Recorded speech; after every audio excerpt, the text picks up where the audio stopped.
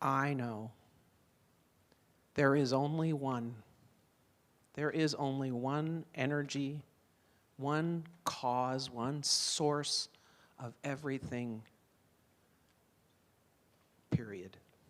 Of everything.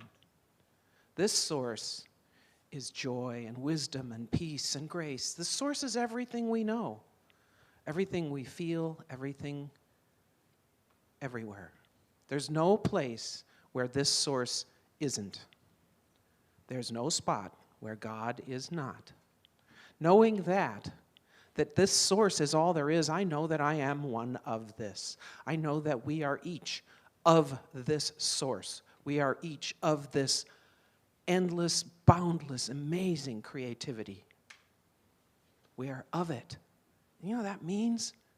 That means it is in us. It is how we are, who we are. How I am and who I am. I tap into that on a regular basis. I tap into it all the time. I can't not tap into it. I open my eyes and I open my arms and I say, yes, Spirit, I want to know more of that allness.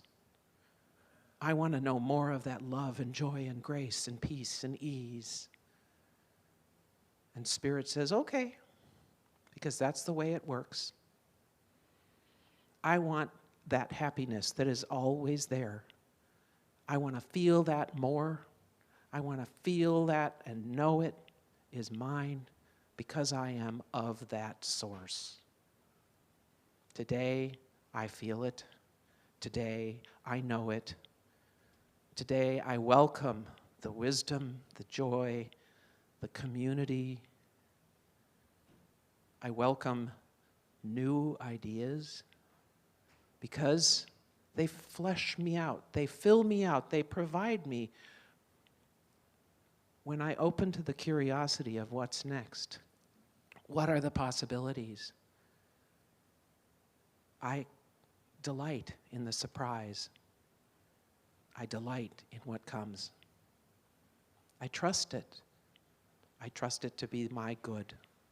So today I release my words into the law that says, yes, ma'am, how high would you like to go? And I say, as high as possible.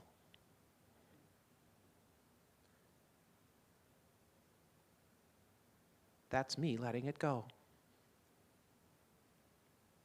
Please join me in knowing it is so, and so it is.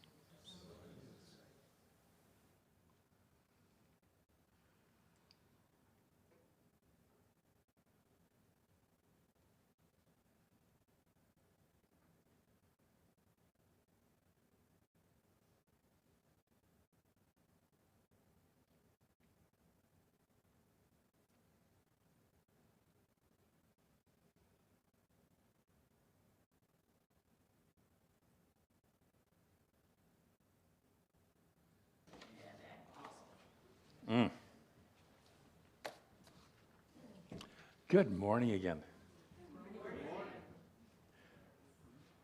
We're looking this year at the theme, Living Out Loud. Living out loud. Letting yourself be who you are out loud. You know what I mean, right? Not hiding yourself. Next week we're going to talk about bushel baskets, but, and not doing those. And our theme this month, we've had, we're 3 months now into the year theme-wise, and so we started off with rooting and rebooting, kind of what are our roots, what's our foundation upon which we build. And then last month we looked at curiosity. And if you're going to be authentic, you want to live in curiosity, yes? Okay. And so this month we are looking at cultivating authenticity. And today's talk title is Everybody Else is Already Taken. Yes? Kind of the be yourself. And I love this idea of authenticity. I'm going to be myself. I'm going to go be myself. I'm not going to be like anybody else. I'm unique. I'm special. Wait, who am I? Who or what is my authentic self? Our self is a combination of stories and feelings set within experiences and inner and outer input. Have you noticed? Okay. I'm going to speak heresy here. Please don't throw stones. There is no authentic self that we can sit there and trot it out and say, here it is, here's my authentic self. We have values, we have ideas, we have patterns, habits, and tendencies, but any of us with a couple of decades of life experiences knows that these things change over time. Yeah? And situationally, they change. Who I authentically am with one group is not the same as who I am with another group. When I was going to CSL Seattle, I was also very involved with Cascade Bike Club. And in fact, led rides out of their parking lot after the service. And I had my church family, and I had my cycling family. And they were different. And then the cycling family started coming to church. And the church family started to show up for rides. And it's like, there was a wonderful Kramer and all that group. No, not Frasier. Seinfeld, thank you.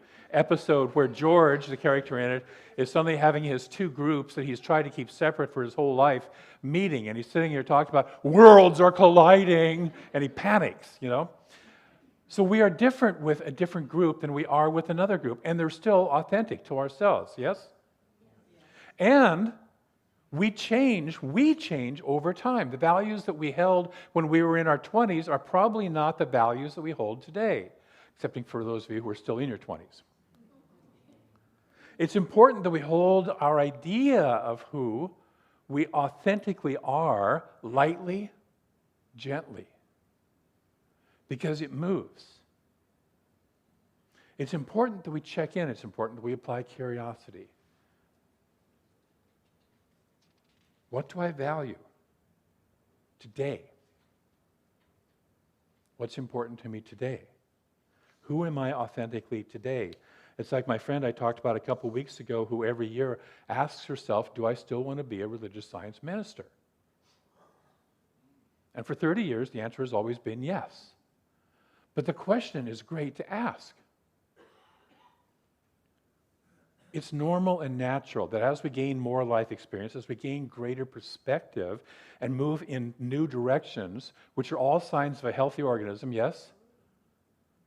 You know, a growing organism is a healthy organism, and a shifting, changing organism is a healthy organism, that our values will expand and change. Some will fall away to be replaced by new ones. And it's only when we get locked into an identity, this is who I am, that we lose our process of fluidity in our authenticity. The very phrase we're working with today, be yourself because everyone else is already taken, implies that we must go out and be different from everybody else. Yes? It can. Which teaches us to focus externally to make darn sure that I'm being different, instead of looking within and asking something like, is this a path with heart for me? Does this resonate with my love and passion?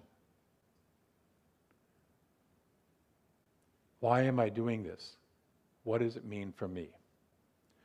I was at our leadership convention a couple weeks ago, and at one point they were handing out doctorates for new not new ministers, but ministers who had done stuff that they got a doctorate degree for.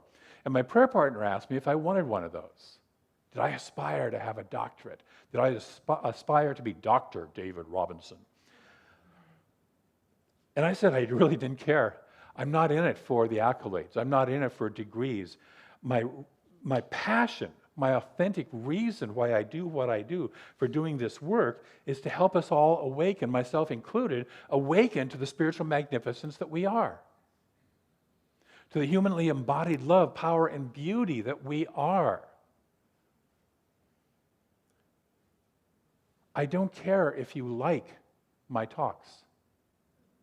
That's just your filters. on what makes a good talk.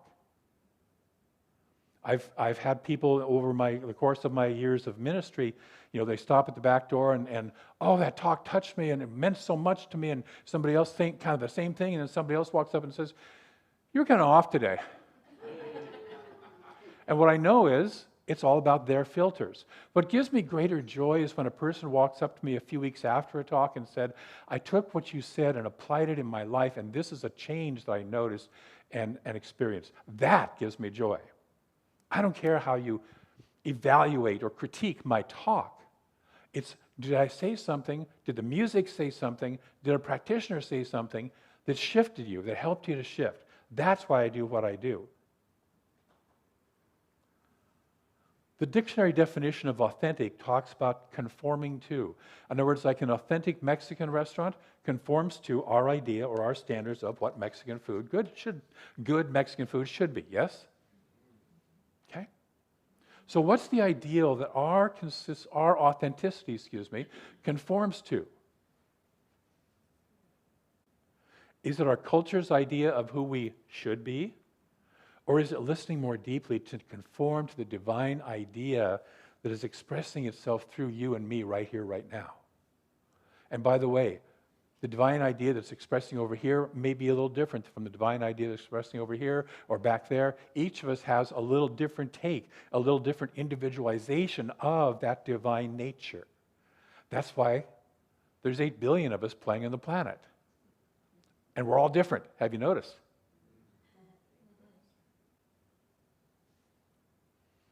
So how do we tap into that and live in such a way that supports our own and others' healthy lives? I just picked up a book called Whole Brain Living. This is written by a brain scientist, neuroscientist, who a number of years ago had a stroke and watched consciously as her brain functions shut down. Apparently she gave a TED Talk about this. It became like the most famous TED Talk in like the history of TED Talks, and launched TED Talks.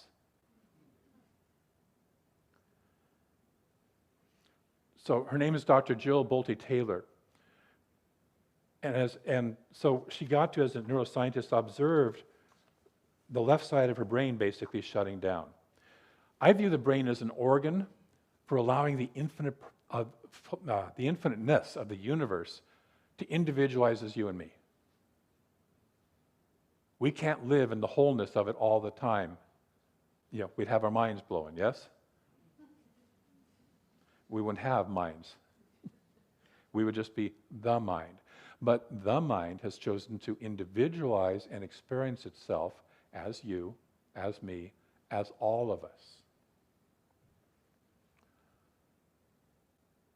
Since our humanity, our individualness in a physical world is as sacred as our non-corporeal self, and I'll say that again, your physical self, your being in a physical world, in a physical body, is as sacred as what you might call your soul, your spiritual self. It's all one. As Buffy said in the prayer, there's no spot where God is not. So everything is sacred. So it's important to have and understand and work with our brain. How many people here have a brain? Everybody put your hands up. So Dr. Taylor talked about the old model of left and right brain and how understanding of the brain has evolved to think of it more in quadrants. That there's a left side that has a thinking and feeling aspect and a right side that has a thinking and feeling aspect to it, with the left tending more towards the outer world perception, outward facing, if you will. Linear, it's the keeper of data. It's the idea of who I am individually. Whereas the right side of the brain is more inward facing, in the moment, and experiential. Our self-identity, who I am, lives in the left. The identity. And our sense of oneness and interconnectivity lives in the right. And we have all of that. We have access to all of that. So an example, when we say, "Namaste, the God in me sees the God in you," that sounds like a very right brain statement, but most of us are saying it from our left brain because we know it's the proper behavior to do in certain situations. Yes? Yes? But if we had spent a week together, say, in a powerful retreat, and we had bonded and gotten close together, that namaste, the God in me sees the God in you, would come from the right feeling brain, that part that knows interconnectivity, probably wouldn't even need the words. We would just know. That's that feeling on the right side. This is what people have been through deep experiences, combat, being on a sports team, doing a long work project together, high school. Yeah, they're about the same. Experience this right brain feeling, and they've experienced their oneness and their interconnection with each other in this process. Which is why we like to do high school reunions, to try to go back and remember and tap into and keep alive that sense of connection that we once had. Or if you're like me, who was the kid who lived on the outside of the connections, I don't go to my high school reunions because I never felt connected to those people, then, and it's like I don't feel connected to them now. So we just notice that. That's our connectedness, interconnection. And so some people live in that past trying to recreate that experience instead of moving out into creating new experiences, which would support us in recognizing that connectedness isn't limited to one group or time or process. You and I are always interconnected. Certain situations help us to experience that more fully. Breathe that in. By the way, it's why you come here on Sunday mornings, is because we call it community, but what it really is the sense of interconnection. The sense that we realize at some level that we are interconnected. It's why when people walk into a community like this, even if it's their first time, they feel that. They say, wow, I feel the love in the sanctuary, or something. And it's that interconnection that we have going. In this book, which sometimes feels like I'm reading a religious scientist or a Buddhist or a Taoist, and it reminds me of a saying from my old Taoist teacher that the scientists will one day reach the top of the mountain and find the mystics already sitting there. In this book, she says that we can consciously cultivate a healthy interrelationship between the quadrants of our brain, thus creating a richer life. I haven't gotten far enough into the book to say how to do that. Maybe next week.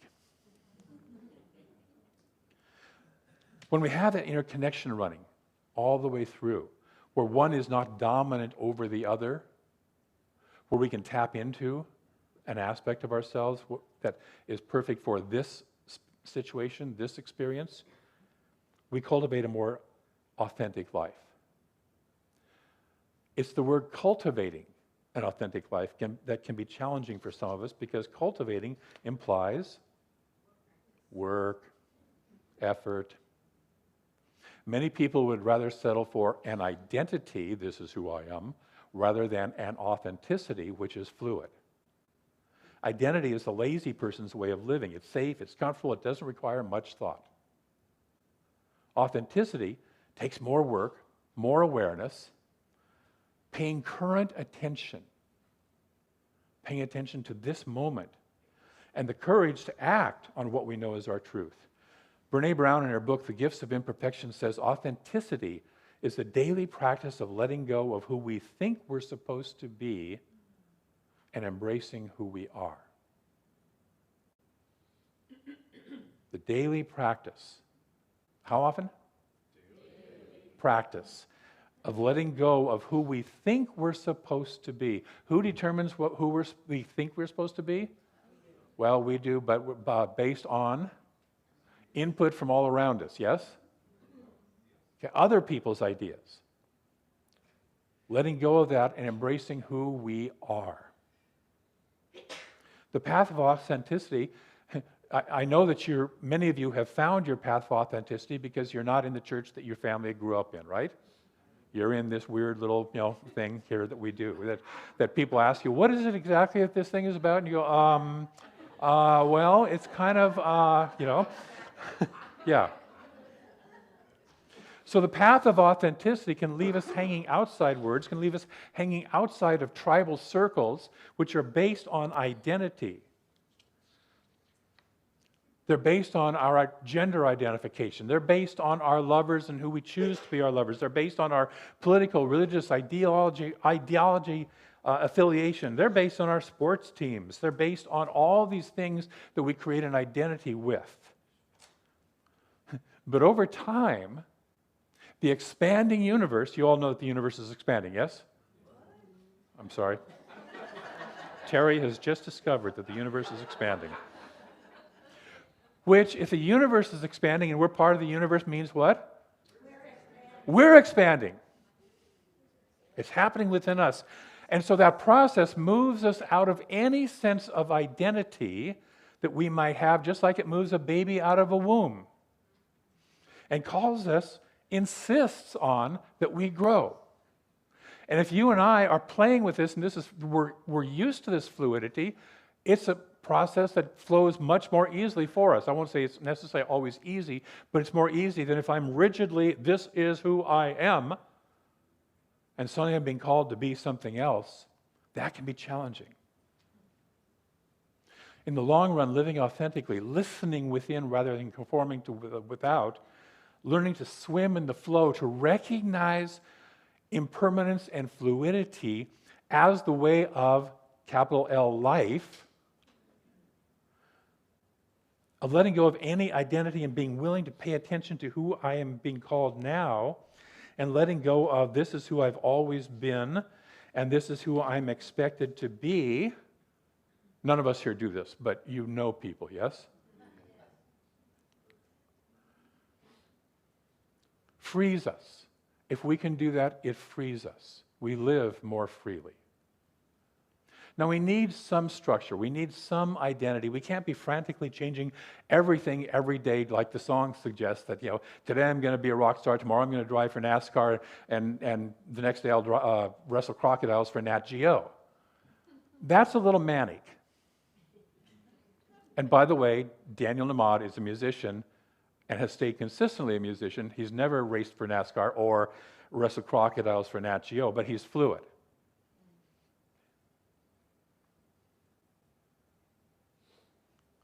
But to listen to and follow the gentle guidance that is available if we'll listen. To take time daily. This is why we recommend practicing meditation daily, to listen and thus live authentically. So this week I'm going to invite you to examine your life. I can't remember if it was Emerson or Thoreau who said that the unexamined life is not worth living. Examine your life. Notice areas where you feel truly authentic, where you're being truly authentic, and areas where you don't. And we all have them. Notice what pulls you out of your authenticity and ask your inner wisdom self, how can I live more authentically? Are you willing to do that as a spiritual practice this week? Yes. Take that time. Dr. Taylor talks about the first awareness of the left brain, right brain functions, which began about 50 years ago. And one of the practices that developed culturally from that is that right-brainers were encouraged to be more right-brain, and left-brainers were encouraged to be more left-brain. We changed our education system to accommodate that. She proposes that it might have been interesting if instead we encouraged the right-brainers to develop their left brain and vice versa. I used to be in cycling, bicycle, and hung out with a lot of racers and trained with a lot of racers. And one of the mottos was, train your weaknesses, race your strengths. Get better at the things you're weak at.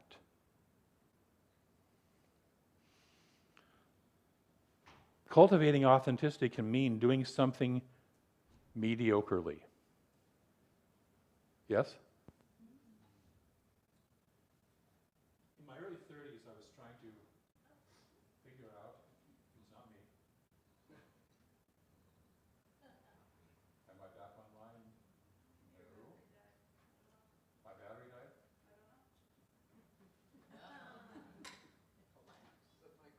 Yes, it's red.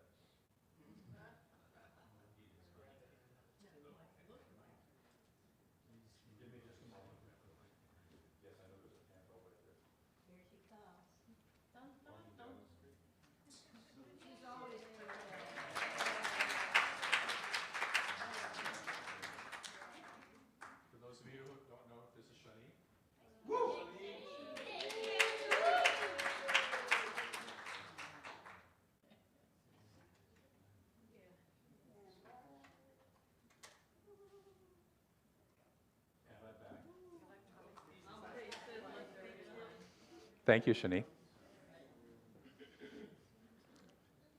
Shani's one of my heroes. She saves the day many times, more than you know. They do, thank you. So almost 30 years, well, in my early 30s, I should say, I was trying to figure out what to do with my life. It had been a bit of a hodgepodge up until that point in time. And so I went to an aptitude testing organization, a nationwide aptitude testing organization. I was living in San Francisco at the time to find out, where do I fit? Where do I belong? And they tested for 26 aptitudes. And what they said was most people are at the 75th percentile or above in about 3 to 5 aptitudes. And from that, you can point out a career that will be fulfilling. And maybe if there's 1 or 2 floating, they can incorporate that into a hobby. So I was like, oh, good, I'm going to find out, what fits me. I scored 75th percentile or above in 19 of the 26 aptitudes. I scored 90th percentile or above in 11 of the aptitudes. I scored the highest score they had ever recorded in 1 of the aptitudes. And I had an aha about that, because what that aptitude was, or the test for that, was you had 2 columns of about 10 or 12 digit numbers going down, and you were supposed to pick out the one that was different in each, if there was differences, and just notice those differences. And the guy who was administering the test to me said, if I hadn't actually watched you do it, I would have thought you cheated somehow. It was supposed to be a 20-minute allotted time for the test. It took me 5. Perfectly accurate. And it's a quality called graphology. And I said, what do you do with that? And he goes, balance your checkbook. But I had an aha this morning, because I'm the proofreader for the newsletter. Karen Lindbergh, who's right there, calls me very lovingly Reverend Picky, because I can spot those differences. While I was in Phoenix, I was having breakfast at a restaurant, and I was looking at something on the menu, and it said, this severed with something else. I said, severed? And I asked the waitress, I said, is this really severed, or is it supposed to be served? A few months ago, I was standing in San Francisco Street Bakery, bought a piece of what they call their chow cake, a lovely, very delicious flourless chocolate tort. And on the card reader, it came up CAOI, which is not how you spell chow. And it's like, I noticed it right away, and I realized I notice these things all the time. It's an aptitude, and other people don't, And it doesn't bother them, but it bothers me. So that's the highest aptitude that I have, is to be Reverend Picky. My next to lowest aptitude was at the 66th percentile, and then way down towards the bottom, hanging out by itself, was the 33 percentile bottom end of my aptitudes. Do you know what that aptitude was? It was called rhythm. The guy said, don't ever play drums.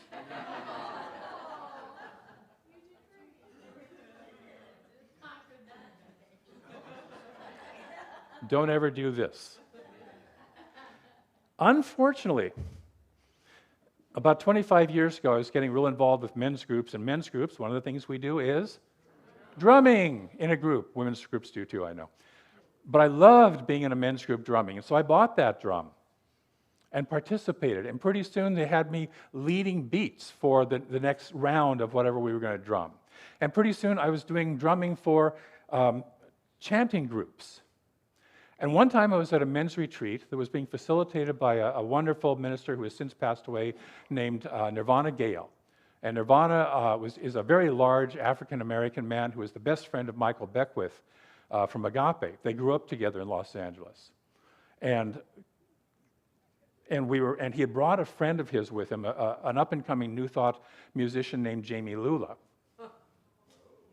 Yeah. Those who know Jamie Lula know that he's become far more well-known. And so Jamie was singing and playing his guitar at different times throughout the retreat, and Nirvana and I were doing percussion. And it was going great, until in the middle of one of the songs, a file in my mind popped open, and you're in the 33rd percentile of rhythm and you shouldn't be playing drums popped open. Guess what happened? I fell right off the beat. And her Nirvana looked over at me like, what are you doing? you know? And I had to get back on the beat, and I had to find my way back. And I realized then that by being able to watch Jamie strumming the guitar, I could bring myself back to the beat. And I learned something that day. I learned that I see rhythm.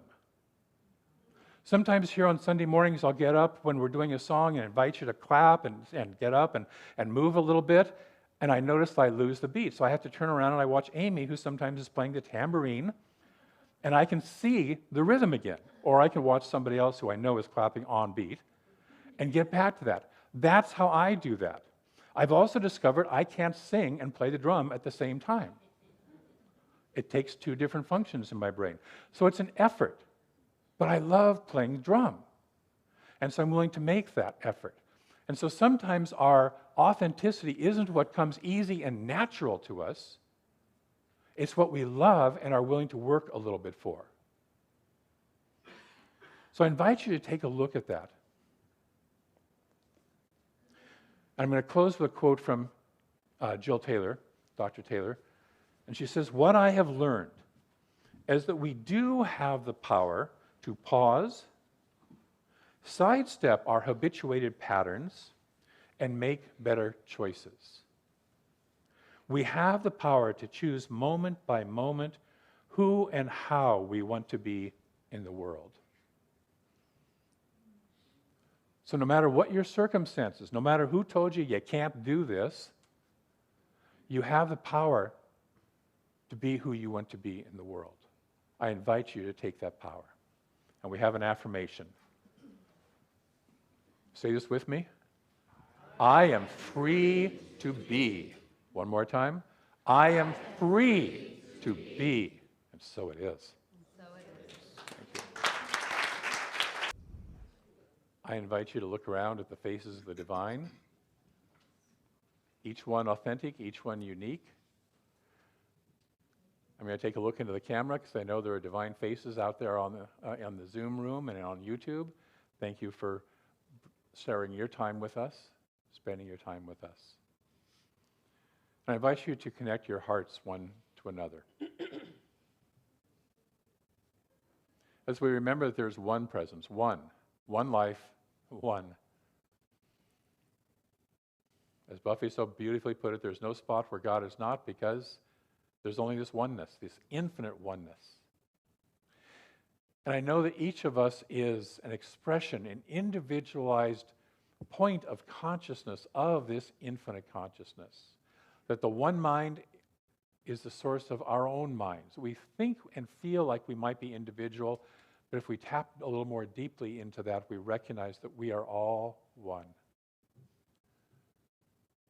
And so I speak my word that this week we live our uniqueness while also recognizing our collective oneness. That we live in that balance that includes both. This is not an either-or universe. This is a both and even more universe. And so we are one and we are unique. And it is a wonderful dance to be in. I would not live any other way, accepting as the unique and ever-changing individual that I am. And I know that that is the truth for each of us, that our heart opens. And in gratitude for all the good that comes out of this in our lives and the ripples that we send out into other people's lives and into the world, I give thanks. I release this word into a law, that fertile soil, that process that moves thought into form, knowing that it is doing so right here, right now, within us individually and collectively, and so it is.